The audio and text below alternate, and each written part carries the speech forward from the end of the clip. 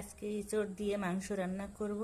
দেখো একদম কচি একটা এঁচড় নিয়ে নিয়েছি, আর এঁচড়টাকে কেটে নেবো দুভাগ করে। এঁচড়টা দুভাগ করে গরম জলে দিয়ে দিয়েছি, 5 মিনিট জাল দিয়ে নেবো। গরম জলের থেকে তুলে নিয়েছি, এঁচড়টা কেটে নিয়েছি। দেখো এরকম ছোট ছোট সাইজ করে। আর গরম জলে দিলে কিন্তু হাতে আর একটু আঠা লাগে না, কেটে নিতে অনেকটা সুবিধাই হয়। মশলার জন্য নিয়ে নিয়েছি এখানে টমেটো, পেঁয়াজ, রসুন, গোটা রসুন। আর এখানে নিয়ে নিয়েছি শুকনো লঙ্কা, এলাচ, লবঙ্গ, গরম মশলা, জিরে, আদা।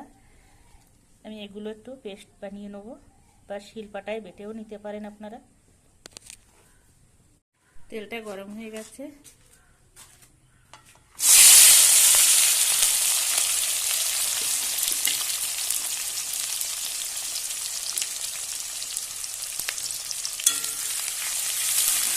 পেঁয়াজটা কিছু সময় রান্না করে নিয়েছি। টমেটো পেঁয়াজটা ভালোই নরম হয়ে গেছে। এবার দিয়ে দেবো মশলা পেস্ট। এবার একটু জল দিয়ে দেবো।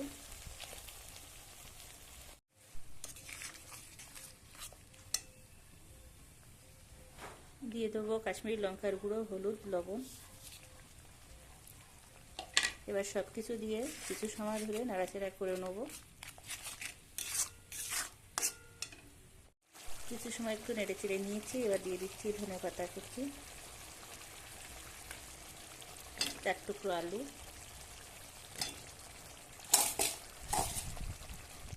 কেটে রাখা এঁচড়,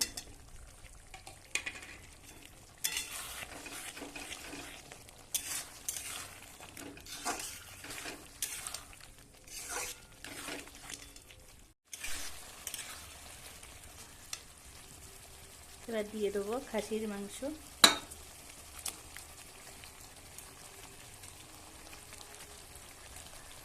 কচি এঁচড় দিয়ে আর খাসির মাংস দিয়ে এভাবে রান্নাটা করলে খেতে অনেক মজার হয়।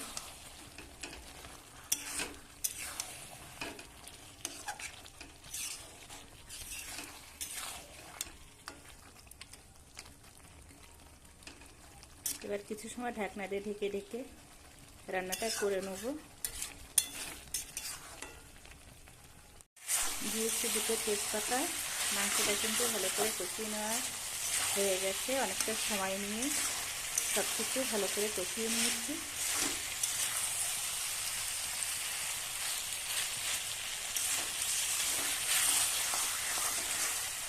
মাংসটা ভালো করে কষিয়ে নেওয়া হয়ে গেছে।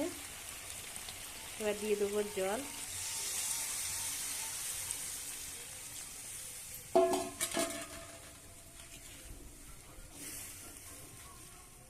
জলটা দেওয়া হয়ে গেছে। এবার ঢাকনা দিয়ে আরও বেশ কিছু সময় রান্না করে নেব।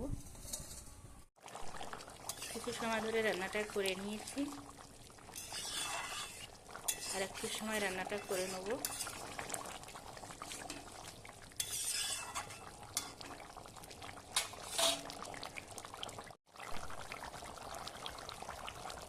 দিয়ে দেবো জিরের গুঁড়ো,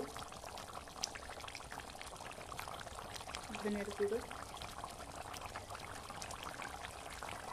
সামান্য একটু গরম মশলার ভাজা গুঁড়ো।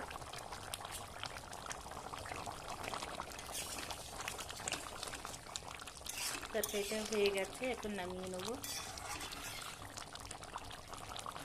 বৃষ্টির দিনে খাসির মাংস খেতে কে কে ভালোবাসো কমেন্টে জানাবে। মাংসটা নামিয়ে নেওয়া হয়ে গেছে। এবার দিয়ে দেবো একটু ধনেপাতা কুচি।